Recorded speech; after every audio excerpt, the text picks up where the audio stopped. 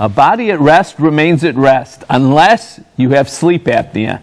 Then there's no rest for the weary. And it's not just your sleep that's affected. Jan Steiner's here to tell us how sleep apnea affects your overall health. Jan's a nurse practitioner with pulmonary medicine at Metro Health. Thanks for joining us, Jan. Nice to be here. So, Jan, first, remind us what sleep apnea is. Sleep apnea involves pauses in the breathing during sleep that occur repetitively throughout the night. They can occur as often as 150 times an hour. And the repercussions of that, I mean, what are the implications? There's far-reaching implications. The most obvious and direct problems are related to attention, attentiveness, and excessive sleepiness. So we see that people with this untreated disorder are 3 times likelier to have a motor vehicle accident. They also have an increased rate of industrial accidents and so forth. So that's the one that's obvious. There's other things that can remain hidden for years when the disorder remains untreated for years.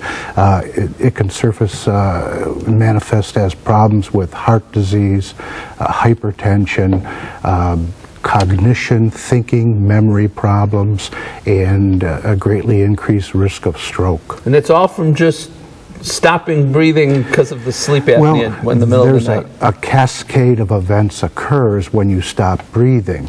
The first thing that happens is your blood oxygen level starts to drop, and your body perceives that something has gone awry, and it sort of alerts you and alarms you that something is awry.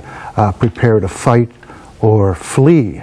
And this sympathetic tone that gets ratcheted up during these episodes causes problems with the heart and so forth. Do we know we have it because we're waking up in the middle of the night? I mean, is that how we know? That may be one of the signs, although there are other things that can fragment sleep and cause frequent awakenings. Is that a sign of sleep apnea? That is something that we should look a little bit deeper to, especially loud snoring. I ask my patients, or I ask their spouses, can your snoring be heard throughout the house? And it's surprising how many people say, yes, I can hear him. Throughout the street? Yeah. How do we fix this? If we have it, how do we fix it? There's several treatment options. Currently, the most effective treatment option is applying some air pressure to the upper airway to hold the upper airway open. That's the basic problem. And there's a machine that does that. Yeah, and that's called? There are several types. The most basic that we often use is called a CPAP machine. And you wear that during night? You wear a interface, a device is that on like, your face. Looks like a gas mask sort of Well, thing? some, but there are other options that have developed in the past few years that are much simpler to apply, don't leak as much, and go on just a matter of seconds. They can be applied and effectively treat sleep apnea. And if you have to get one of these machines, is that paid for by Medicare? Yeah.